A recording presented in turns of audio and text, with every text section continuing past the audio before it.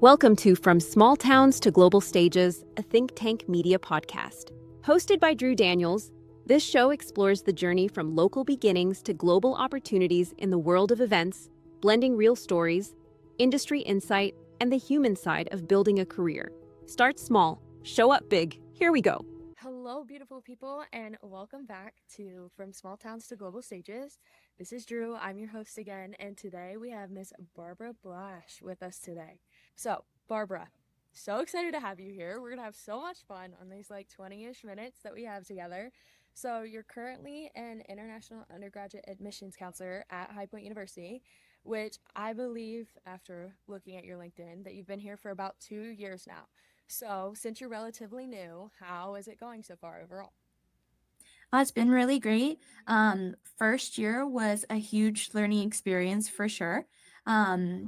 Had to go through a lot of challenges and had to learn certain things the hard way, but I think that has also been a really great experience. So my particular area that I work with is the Americas, so essentially North America outside of the US, of course, so Canada and Mexico, Central America, Caribbean, and South America. It's been somewhat of an untapped market for us at High Point, where we used to not have a lot of people traveling there and connecting with students there. So in a way, I kind of had to create certain aspects of those relationships from scratch. But while it was a challenge in the beginning, it was also a really great blank slate where I was learning the process of undergraduate admissions and international admissions at the same time as creating these new connections, not just for myself, but for the institution. So it's been a really great learning experience so far. Yeah, that sounds like a lot. Transitioning and kind of navigating that all, I'm sure you had support, but mainly by yourself and things like that. So, if that's the overview, can you dive a little more deeply into what your day to day kind of looks like? We'll start with on campus. Yeah. Well, when I'm on campus, I do a variety of things. It's part of the excitement, but also the challenge of the job is that no day kind of looks the same. But on average, what I'm doing is I'm trying to stay connected with my students, usually through email or Zoom calls. So, individually with my students, I'll set up Zoom calls with them throughout the day at times that work for my schedule, but work for theirs as well. So we can chat about where they are in the admissions process, their interest in High Point, hopefully answer any questions that they have about the process or about the school itself. But I'm also sometimes meeting with students that I don't work directly with. So we have several regional counselors as well that work remotely from different parts of the country. So when they have their students come and visit campus, usually it's somebody like me who I don't have a whole lot of my students coming very often to campus to tour. So I'll usually volunteer to meet with their students as well when they come to visit. So a lot of times I'm doing that kind of work when I'm on campus. Okay, awesome. So, would you say, kind of differentiating between your regional students and then your international ones, what does that, when you meet with those regional students, look like versus if an international student would come to campus? Like, I'm sure you show them similar things, but navigating that kind of cultural barrier between that international student versus that regional student. So, what kind of is the difference, and how do you fluctuate, I guess, between those two? Yeah, of course. Well, in terms of the tour itself, the tour doesn't really vary between international students and domestic students. So we try to give every student a similar experience in the individualized way. So whenever we bring students in, we're asking them questions like, what are they interested in studying? And we usually try to pair them either with a student ambassador who's studying something similar, if not the same thing that the student is interested in, and we try to highlight certain things on campus that pertain to what their main interests are. But Mm-hmm. afterwards, we have the individual meetings with the students where we give them a chance to meet with an admissions counselor to have conversations a little bit more in depth about like different resources on campus, things that an admissions counselor is going to be able to talk a little bit more in depth than a student ambassador can, as well as the admissions process in and of itself, financial aid, scholarship, all those things that are a little bit more specific to the admissions process. So the main difference between when I meet with those regional students that are working more directly with my regional colleagues and then my own international students is that I can have a lot more in-depth conversations with my own students, which I love. Mm-hmm. With the regional students, I usually try to leave certain questions open-ended because I know that they're going to have those conversations more in depth with their counselor, because our jobs as counselors is to be advocates for our students throughout this process. So at the end of the day, we usually want to be able to meet with our own students. So I try to give them the most information and the most general information that I can. And then I always guide them to connect with their own designated counselor afterwards as well. Now, for my own students, I can go a lot more in depth into the international experience here, the process that they would be going through. For example, if they're going to be needing a student visa, I can inform them on all that information as well. And having had my own international experience, having been an international student, I also get to have that deeper connection with a lot of my students of being the person that I wish I had when I was going through that process, which is a really full circle and fulfilling part of my job. That's so awesome, especially being able to see that transition, being that person that you wish you could have had while you were going through all of that. That's super cool. I really enjoy that. And then looking more onto the on-site, once you arrive in these countries and you're doing these career fairs or high school visits, things like that. So what does that look like when you're on site? Yeah, it can vary a lot. So honestly, like being on site is kind of the end of the process because it actually starts a lot earlier than that. So for example, for me, for my first full year, which was last year, so I completed my first full admission cycle solo, if you will, this past August when we brought in the freshman class of fall of 2025. Okay.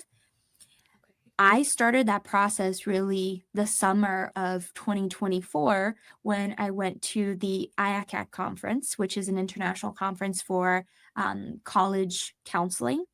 And that year it was held in London, Canada, which was super interesting. It was kind of my first experience there, but that was where I started to create the relationships with local counselors and vendors also who provide different services connecting universities to students.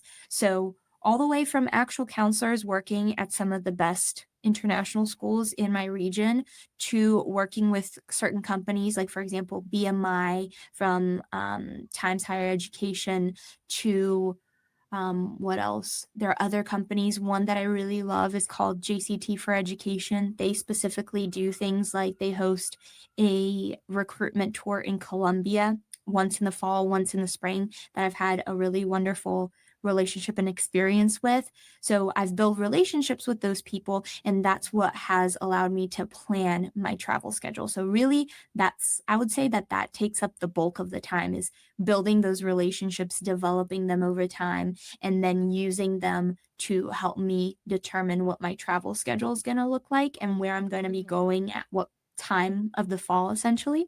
And then once I actually get there, everything is pretty much planned out. So couple different ways it can go. If I'm doing a tour with a company like JCT for Education, for example, they actually do the bulk of the work for us, which is really, really nice. So they use their own connections. A lot of them have backgrounds having worked in higher education and international higher education. So they have their own connections with some of the top schools in Colombia, and they'll actually plan an itinerary, plan where we'll be staying in terms of hotels. They will also plan if we have to take a flight, for example, from one city to another, or sometimes if two cities are close enough where we could do a bus. They'll go through the whole process of renting a bus for the group, making sure everything's kind of lined up. So for me, those are some pretty nice experiences because all I pretty much have to do is show up.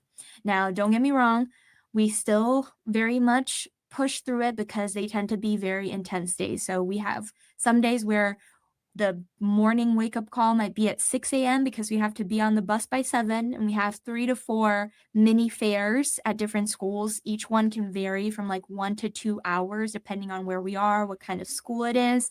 And then we might wrap up the day with a flight around 6 p.m., landing in the next city around maybe 7:30, 8 o'clock, My getting to goodness. the hotel around 9:30, and then trying to get a nice deep sleep before starting the day off the next day with a very similar itinerary. So it's pretty intense, but it is nice because they kind of do that front work for us where they have everything planned.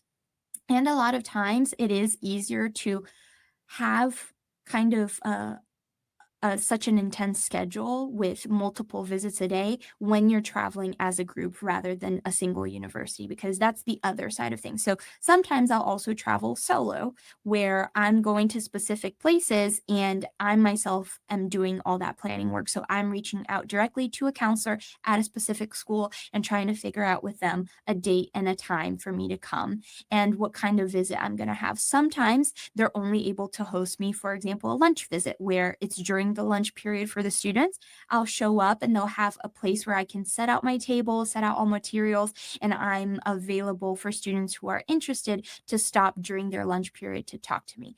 Those visits can be a little bit hit or miss, especially if it's a brand new school for me. Maybe they don't recognize the name High Point University.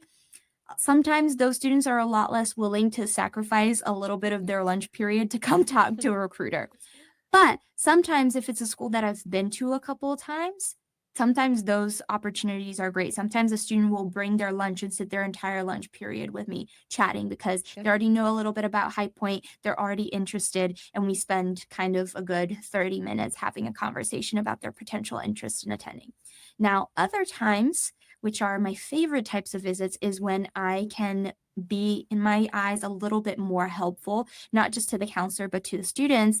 So I've had some school visits where I'll actually plan to come during a period where maybe students have a free period, or it's maybe a period that counselors usually have dedicated where they can do essentially college prep work with their students, where I can come and do a full presentation. So those have been some of my most rewarding visits, I think, because being international students, the US higher education system is very different than anywhere else in the world. So there are certain things that I feel like when you're used to that US higher ed system, we kind of take for granted. Like, for example, majors and minors.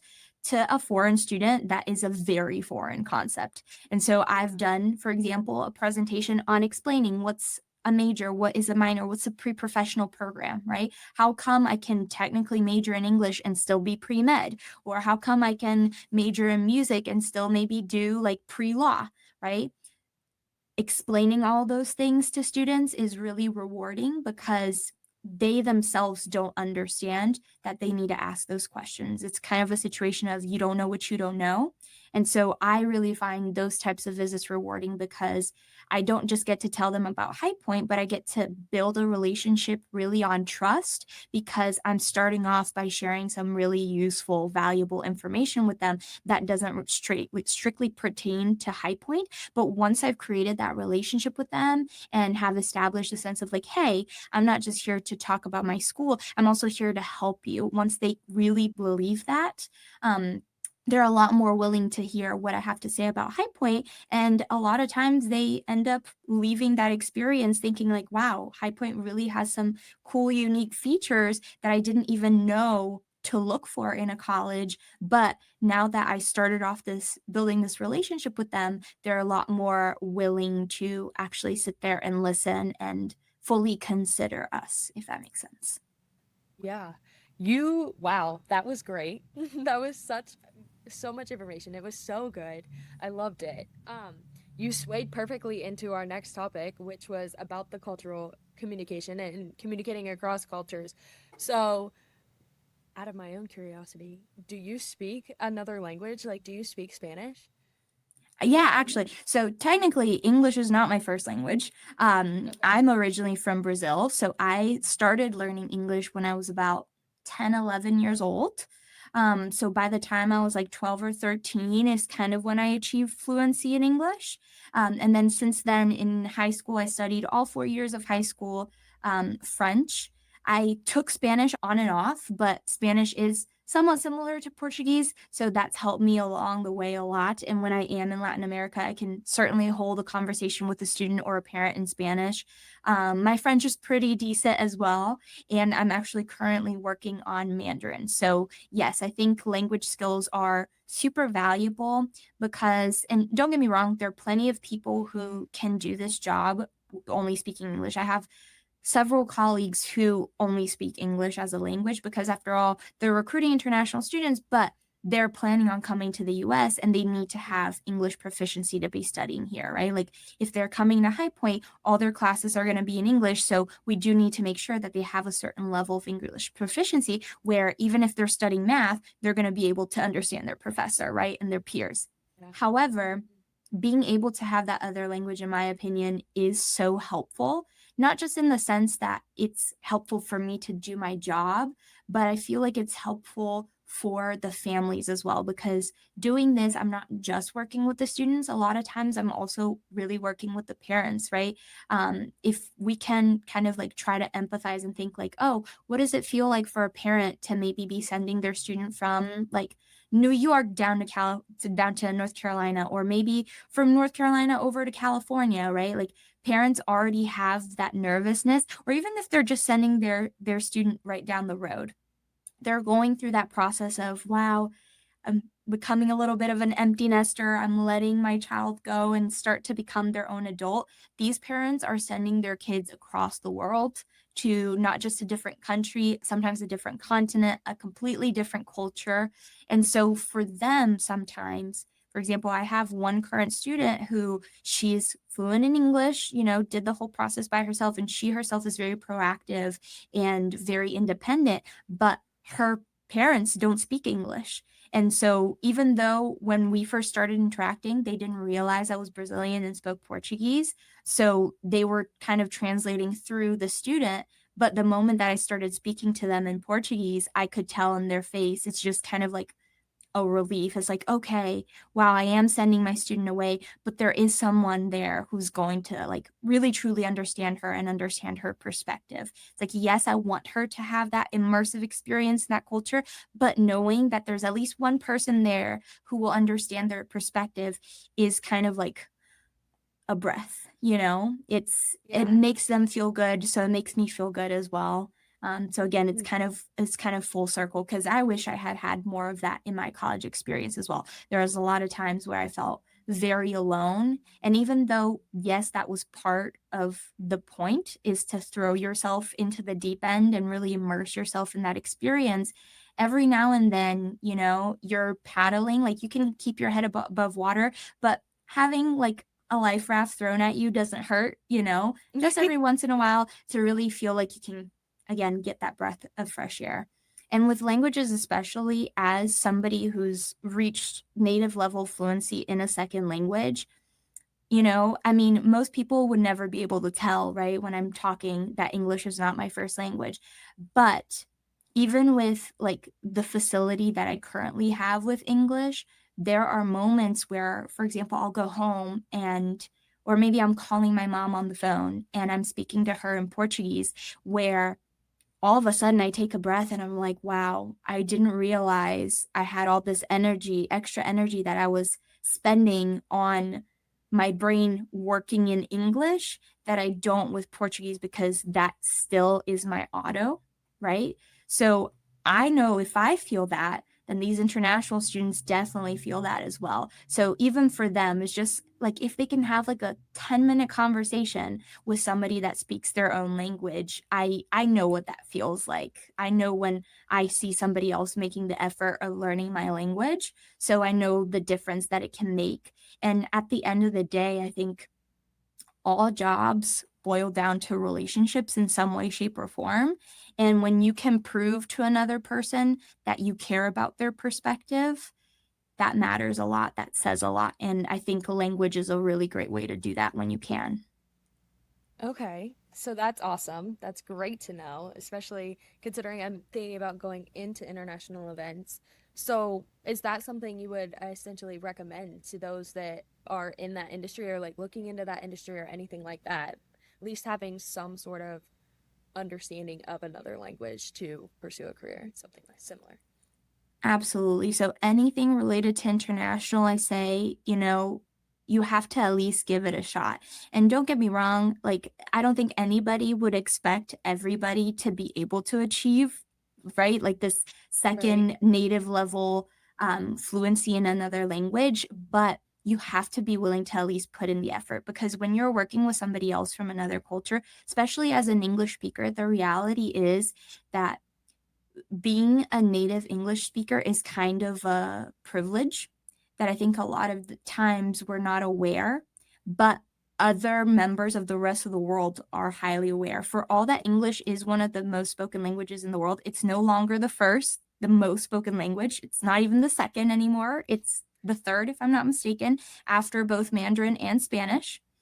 Um, so there's a lot of people out in the world who still don't speak English, and those that do and learned it as a second language, they did it to adapt to native English speakers. So if that person is putting in that effort to learn English, then in order to establish with them, like, hey, I want to establish a relationship that's based on like equality, right? And understanding, then I have to be willing to do the same. It's kind of like any kind of relationship, right? Whether it's a romantic relationship or a friendship or a family relationship, both parties have to be willing to put in the same amount of effort and work into it. So if I'm doing it, then, or if the other person is doing that for me, then I have to display at least a minimum amount of effort, even if you're just learning like how to say hi or like a brief introduction. It's just like if you look at TikTok and you search up like, oh, like proposals in a foreign language, like those are some of the most touching kind of things, right? It's like when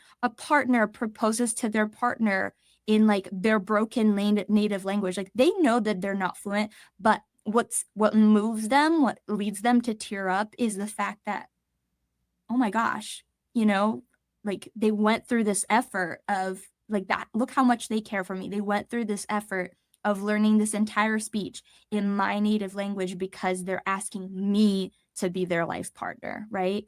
Yeah.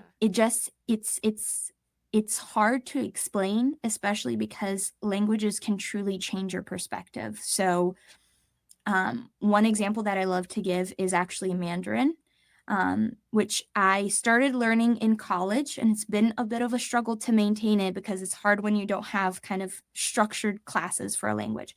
But Mm-hmm. one of the most fascinating things to me about the Mandarin language is that the grammar structure is very different than most Western languages, at least most Western languages that I've been exposed to, in the sense that, for example, they don't really have verb conjugations. And that affects their perspective on time. And if you look a little bit into a lot of like religious beliefs and cultural beliefs that exist in a lot of Asian cultures, they have a very different concept of time than we do in the Western world, where we tend to think of time as a very linear thing. And right, we think like past, present, and future, and we write from left to right, we read from left to right. Whereas there, a lot of languages, for example, like traditional Mandarin Chinese, is written like up to down. It's a different perspective. It's a different way of looking at the world. And so again, when you put in a little bit of effort to learn that language, that's part of why languages are so difficult. It's not just the structure and the vocabulary, is because they're actually changing the way that your brain works. There's actually a lot of research into that. I saw one article recently that was a study essentially comparing different brain neural connections between German and Arabic. I don't exactly remember all the full details, but it was something along the lines of, with German, there are more stronger neural links that are created in specific sides of the brain, whereas with Arabic, it's actually like neural connections between both sides of the brain. So learning a new language can actually stimulate your neuroplasticity and restructure some of the neural links in your brain. So literally changing your perspective of the world, which is super fascinating, I think. But I think also informs a lot of the challenges of intercultural communication. That's why language is so important. So again, don't necessarily need to become completely fluent in another language, but at least putting in the minimum effort to show the other person, hey, I want to be in equal grounds. Like, I want to focus on our communication. So I'm going to put in this little bit of effort to do that for you, as a display of my commitment, essentially. Yeah. Wow. That's actually really insightful, considering I not used to that at all, like being around others that don't speak the same language, or at least not the same native language as I do. So that was super insightful, and I really appreciate that. That was super helpful. So I don't know about you, but I thought this was so awesome. I thought we learned so much. It was so cool to see your perspective, like on events, especially considering it's so different than what a traditional international event would look like, and pulling in that aspect of going to college and learning about and bringing that to other cultures, and just the barriers that you face trying to teach them about education here, higher education, because as you said, it's so different. But then also meeting them where they are and demonstrating that partnership with them and showing them that, like, I'm here for you just as much as you're here for me. So that's super helpful. So I just wanted to thank you so much for being here. This was so fun. And as always, I hope all of you viewers enjoyed our episode today, and I hope you continue to have an amazing day. And don't forget to be the beautiful people you are. Bye, everyone. Bye, everyone. Thanks for spending time with us on From Small Towns to Global Stages, part of Think Tank Media and Hospitality Nexus, a global, human-first platform connecting the hospitality ecosystem in one place, like a career fair that never closes. Watch all episodes at hospitalitynexus.org. Wherever you're starting from, keep going and stay beautiful.